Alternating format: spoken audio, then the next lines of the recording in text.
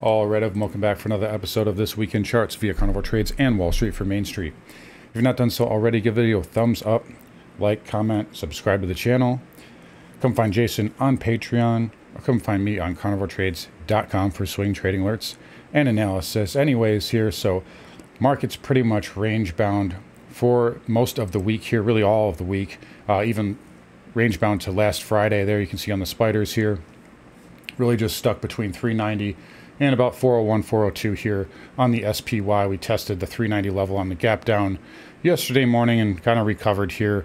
It was a typical options expiration week, lots of sideways action, lots of chop fest. Overall, pretty tumultuous market here. Bottom line in the near term, I do think this market has another leg up. We know we talked about the 410, 412 kind of area here last week. And now we've just kind of consolidated this up move. If we look over at the E-mini, you can see we have a nice bullish inside bar. So a big pop through the 100, 20, and 50 moving average. And now you're just consolidating sideways in a flag. So a bull flag here beneath that 200 moving average. And really, I don't see any problems here in the near term. We're also coming into a holiday period. And this is a time where a lot of institutional traders will take off. A lot of them probably took off. They probably left the office this morning, and a lot of them will take the whole week off next week and kind of get a jump start on the vacation, get ahead of the vacation travel, etc. We're seeing the volume kind of decline here as well. So outside of the last 10 minutes of today, which is always what happens on the Options X Friday, the last 10 minutes, the volume was very light today. It has also been light the last couple of days. So we're already starting to see that holiday volume come into effect. That usually gives the market a neutral to upside bias. So I would say in the short term, we can probably get up there and test that trend line, at which point would be, very close to major resistance. So I think the market would probably stall out in that area and may even be a shorting level for the markets. On the other hand, as far as the big picture is concerned here, lots of things going on here. So the bond market, Fed funds rate now, its target rate's at 3.85. It's basically consensus that the Fed is going to do 50 basis points in December when they do their meeting. That would essentially get the 2-year, well, it's actually upticked a little bit here, but a 50 basis point hike would more or less, outside of a big blast off in the 2-year here, and 2-year yield specifically, or in the next couple of weeks, outside of that, that would essentially get the Fed funds rate in line with the 2-year yield, which is where they need to be. So theoretically, the Fed could stop hiking. However, the problem remains that inflation is still above 7%. So we're seeing right now layoffs, Meta, Amazon, Carvana today announcing layoffs. We're already seeing signs of a slowdown. If you take a look at the 30-year, the long bond, this has actually been bidding here. So the yield is coming in. Market's starting to price in a slowdown, and we're having a slowdown, an economic slowdown with high inflation still. So that is the problem for the markets here. I believe that is the next shoe to drop. But for right now, the market's behaving like it doesn't care, and it's climbing the wall of worry. This is how markets behave sometimes. I just mentioned earlier to some of the members on my own channel, when Lehman collapsed, the market didn't sell off right away. It took a few days, actually took a week or so. Bear Stearns collapsed in March 2008. And, the major sell-off wasn't until later that year, obviously. So the markets can climb the wall of worry in the short term, but big picture, there are problems out here, and they will come back to bite the market. By the way, speaking of yields, before we forget, the yield curve, so 3-month 10-year collapsed again this week.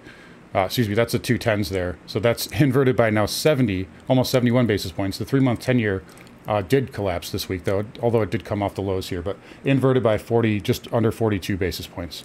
So again, yield curves inverted, market's starting to price in a slowdown here, and inflation is still high. Not a good recipe, if you ask me. But anyways, the levels here on the spiders, if we were to break 390, that could open a trap door and cause some serious selling. Who knows, maybe FTX, maybe some other firm goes under and it causes a chain reaction. Maybe Putin does something. There's lots of geopolitical problems out there. So that would be your level to watch on the downside here for the spiders. And then obviously, again, your upside targets are up here. So that has not really changed. For the triple Qs, again, you want to see it hold that 50 and 20-day moving average there. So that would be kind of a level to watch on the downside there. On the upside, I'm still looking for this to go up there basically and tag that $300 whole round number. So that is a level that I'm watching there for the triple Qs next week. Semiconductors here. A lot of chop this week. We had a hanging man on Tuesday, so we gapped up after a big run into the 200 moving average, pulled back, and then just kind of chopped around. NVIDIA reported earnings. They missed by a mile, and the market still held up. I mean, NVIDIA did back off, but you know, the market should have been down a lot more. NVIDIA should have been down a lot more, and it wasn't. And that's another indication here that, look, the market's just, it's climbing the wall where it doesn't care right now. But eventually all these things will likely all matter all at once, and that's just the way the markets work. But for now, I think the market's telling us that we're just kind of getting close to that holiday period, and we're not seeing that fear. We're not seeing anything that suggests the market's in any sort of immediate danger. So anyways, SMH here, I do think this can get up possibly to 238, but it still has to get above this pivot here at 229.28 and that 200-day moving average. So we'll see what that does next week. But it's had a nice run off the lows. IGV Cloud Software, much weaker. I still do not like this. Not a pattern of strength here on the IGV. So Cloud, definitely lagging. Dow Transports had a nice pop. We came back in. It's holding up okay. What can you say? I think it wants to go and test that 15,000 handle, where there will be pretty good resistance there on the daily time frame. All right, moving over here to Home Builder. So XHB, I do like this pattern here for a possible pop. You have a nice inside bar above the 100, consolidating beneath the 200. Nice chop. I like that little test candle yesterday. Same kind of look there on the ITB. I think this can get up to about 65, 66, and then the VNQ also. So that held that inverse head and shoulders. So remember that triggered last week with that big move, and then we came back in, we tested the lows, we passed, we closed above that green bar low, that breakout level, and now we're just hanging in there. So I think this can get up to that 93, 94 handle. Maybe not next week, but that is the target. If you do break below this on a closing basis, then it could spell some serious trouble. But for now, VNQ is essentially in the safe zone, we'll call it. XLF here, again, that gap above the 200 last week, and now just consolidating, just like everything else. I think this wants to go up and test 37. There's a pretty good breakdown level up there, 37, 38 in that area. So that is where I would see this stalling out. But for right now, again, just like everything else, nice power bar from last week, and we're just chopping inside of that. Nothing wrong when you see that type of price action. It's just consolidation, just backing and filling. Same thing there on the broker dealers. I think this might want to get up to that 490 handle, maybe a little bit higher, maybe 492. You got that pivot up there, which I do think is major with that sell-off bar up there as well. So those are the levels there. On the fins, over to energy. So taking a look at crude here. So we sold off today and yesterday a little bit. We did come off the lows. I am watching this trend line here on the weekly time frame. My only concern right now is you closed below this green bar low. This is a power bar here. So this inside bar is now kind of negated. I don't even really care about the 200 moving or the 100 moving average. I don't like that close below that power bar. And what I'm seeing here is that I think the market's trying to price in a slowdown. So long term, yes, there's still major supply problems in oil, and that will come into play. But right now, in the immediate kind of near to medium term, the market's looking ahead and looking at the yield curves and looking at the 30-year and pretty much the layoffs that I mentioned earlier.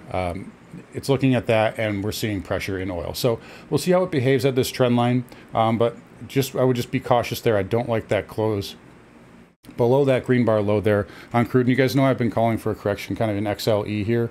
Again, still like these things long term, but again, you're seeing kind of a divergence here. XLE is pushing higher, and you're seeing kind of the late money pile into this because it's the only thing that's worked all year long. It's the only sector that's been green this year, and you're seeing people pile into it.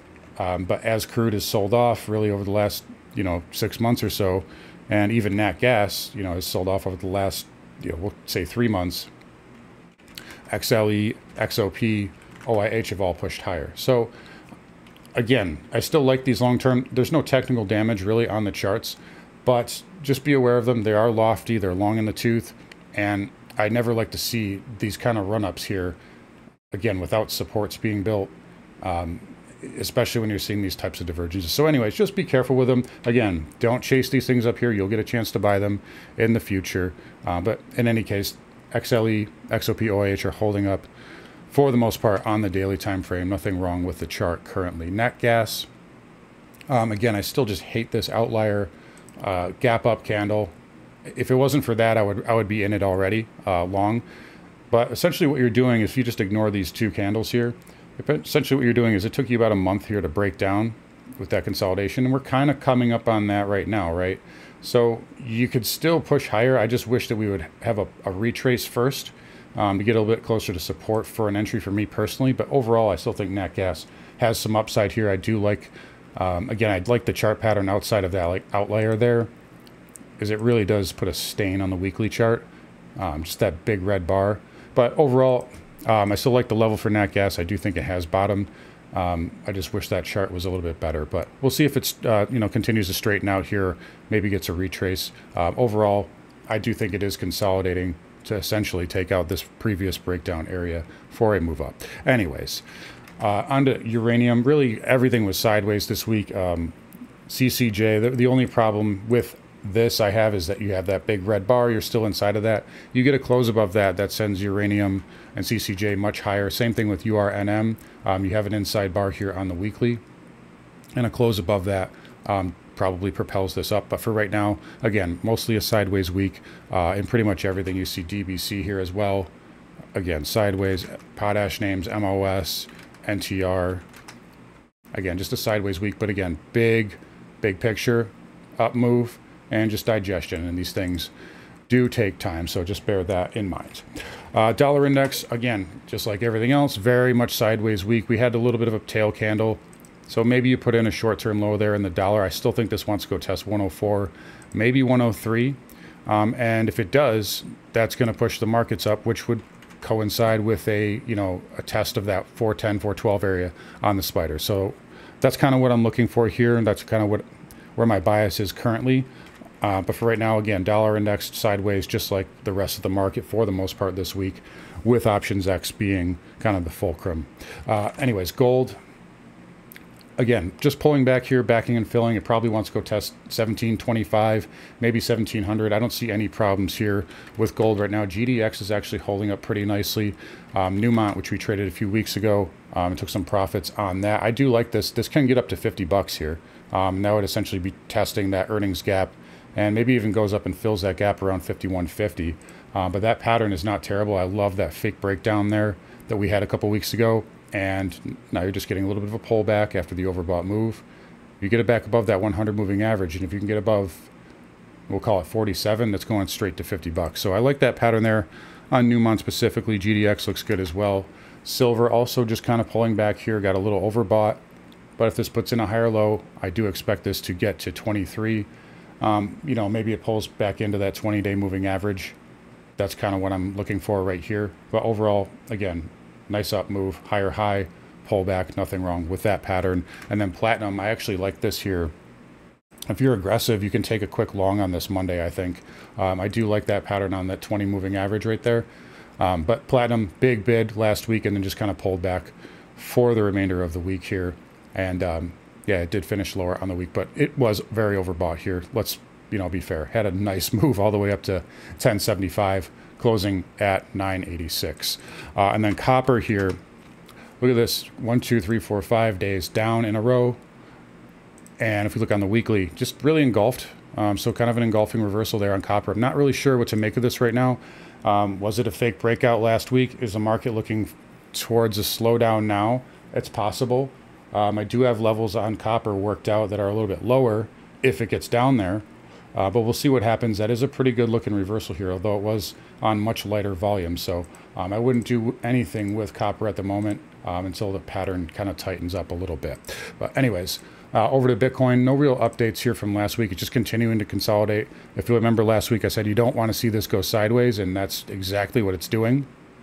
So you're still inside of this big red bar here.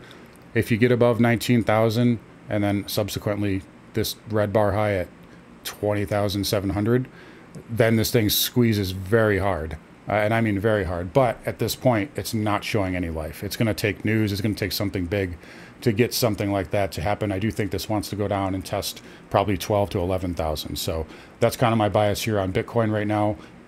Total dead cat bounce, and it's not showing any sort of strength here. And I mean, for good reason. Who would want to be? Who would want to risk it? You know, even if you think you're with a secure exchange, do you really know? I mean, FTX is one of the biggest ones, and if they went down, you know, anybody can go. You know, and they're saying Coinbase is fine, but maybe, maybe they are, maybe they aren't. How do you know? But anyways, Bitcoin is hanging in there, but I do not like the pattern there. Anyways, flipping back over to the spiders again, just to reiterate, watch 390 and specifically this low here at 385.64. So right there. If either of those levels go out, it would probably take news or something like that, but as I don't expect it to happen. But if either of those levels go out, that opens a trap door, and there's a big air pocket all the way down to about 373 on the spiders. So be careful of that. Outside of that, if we get holiday volume, which I do think probably happens, I think we kind of float up into next week with the shortened holiday session. Anyways, guys, I'm going to wrap it up here. You guys take care. Come find Jason on Patreon. Come find me on carnivoretrades.com, and I'll talk to you guys all next week.